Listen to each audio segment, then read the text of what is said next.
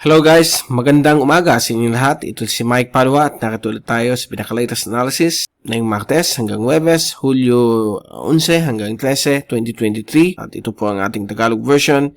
Pinaglilingkod sa inyo ng Typhoon 2000 in partnership with Naga College Foundation, Aboitiz Power, Bank of the Philippine Islands, Avenue Plaza Hotel, ang gobyerno lokal ng Naga City, headed by our Honorable Mayor Nelson Legacion, at ang ating Honorable Congressman Gabby Bordado ng 3rd District of Camarines Sur.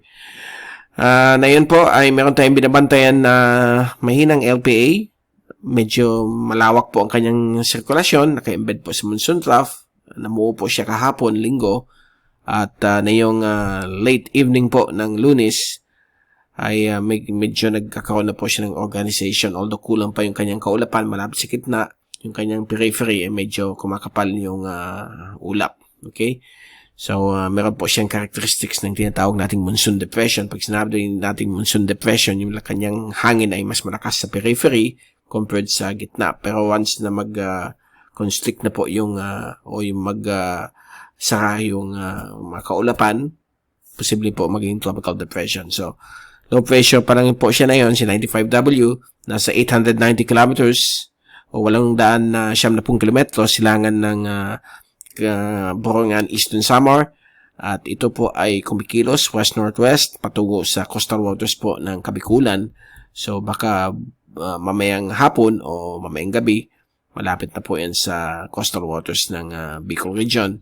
So we expect may mga thunderstorms po ito, severe thunderstorms, lalo na po mamayang hapon, at magiging mas malalakas po ang mga thunderstorms sa Miyerkules ng umaga, hapon o gabi. Okay, although kalat-kalat lang po ito, but mag-ingat po tayo for possible mga pagbabaha at pagguho ng lupa kapag may mga severe thunderstorms na makatapat po sa mga lugar ninyo. At ganoon din po sa buong Luzon, dahil po sa medyo may kalakihan po itong si LPA 95W.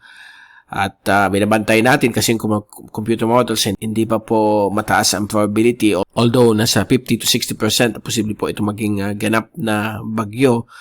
We will continue, abangan natin ang development po na ito. So ito po yung ating graph stat. So ayan po si 95W, yung mini-mention kung kulang pa yung kaulapan, but sa mga oras na ito ay medyo may mga lumalabas na po yung mga maliliit na mga thunderstorms malapit sa kanyang sentro.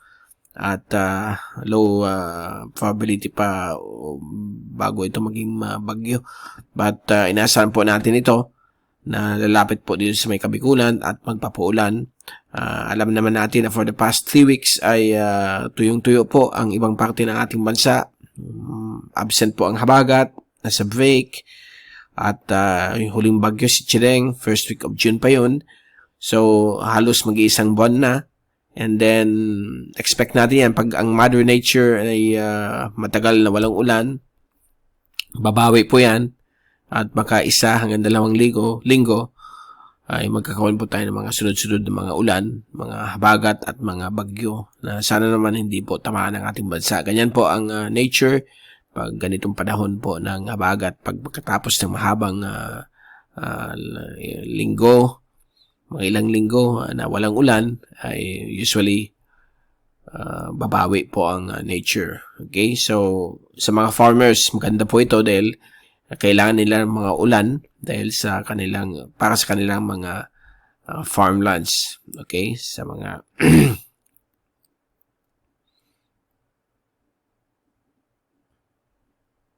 okay, so ito na yun si 95W. So, nakikita niyo may trough na po dito. Monsoon trough. Nagbibigay ng mga paulan sa Visayas at Mindanao. And then, mamayang hapon nga sa Bicol. And then, mayroon pang isang LPA po dito. But, hindi po ito inaasahan pang mag-develop. So, wag muna nating pansinin yan.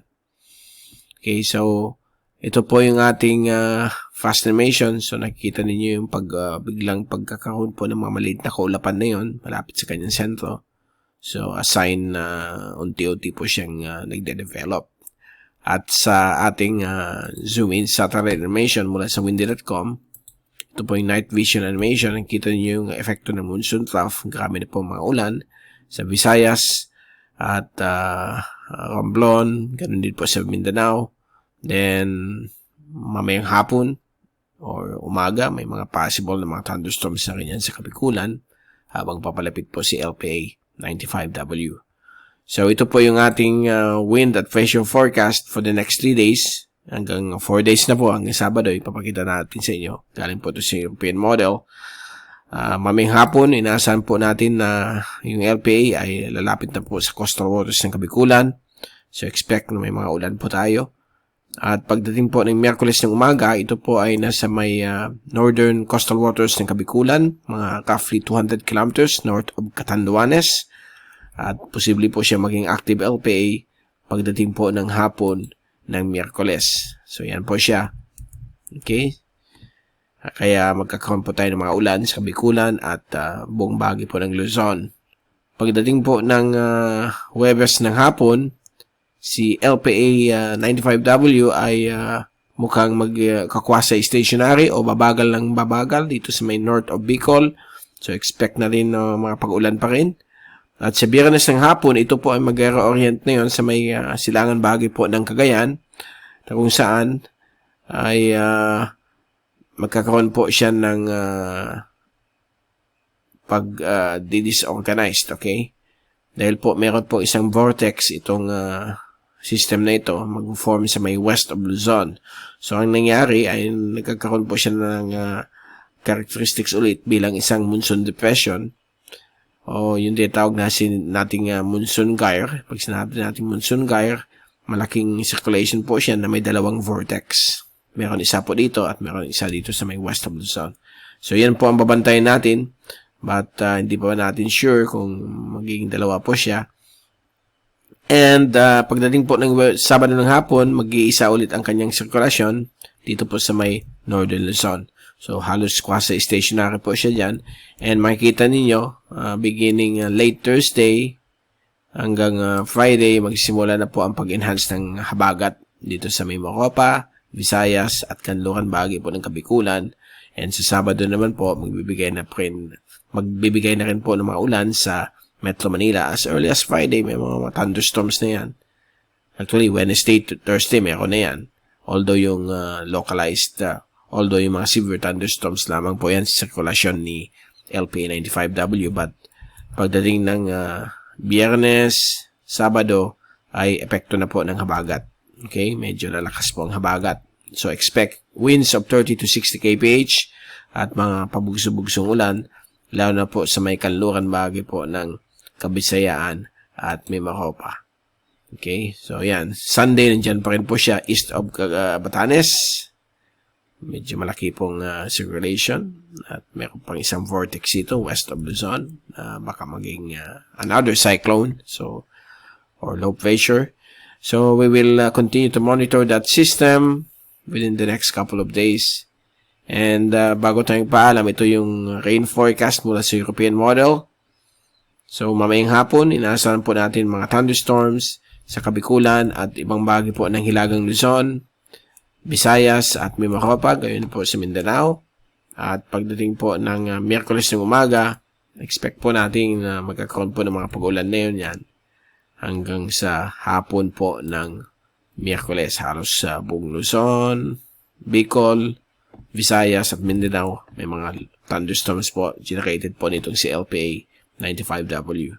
At sa Huwebes ng hapon, ganun pa rin po. Magiging mas malakas po ang mga ulan sa Central Luzon o gitnang Luzon kasama po Metro Manila dahil po sa sirkulasyon ni LPA 95W at unti-unti na pong lalakas ang habagat. Pagdating po ng Biyernes ay full-blown na po ang habagat. So nakikita ninyo, naka-focus lang dito sa may Occidental Mindoro at Western Visayas ang epekto po ng habagat. Samantala sa Bicol at Eastern Visayas, medyo babawas na po ang mga ulan dahil po sa paglakas na rin ng habagat. At dito rin po sa may Northern Luzon, may mga thunderstorms pong inaasahan. Sabado ng hapon, ganun pa rin po ang epekto ng habagat at aabot na po sa may Western Luzon kasama Metro Manila at kasama din po ang Kabikulan at Eastern Visayas, although mga ulan hindi masyado compared po sa kanluran bahagi po ng ating bansa. So yan muna po ang pinaka-latest sa ating update at babalik ulit tayo sa Huwebes at kung may new developments bukas Wednesday babalik ulit tayo ay mapapaaga ang ating update. Okay? Basta mag-ingat po tayo sa mga possible mga pagbabaha at pagguho ng lupa kapag mayroon po mga thunderstorms na i-generate po itong C95W. So mag-ingat po tayong lahat. At again, ito si Mike Padua. Stay safe always at maraming salamat po sa pagpunod sa aking channel.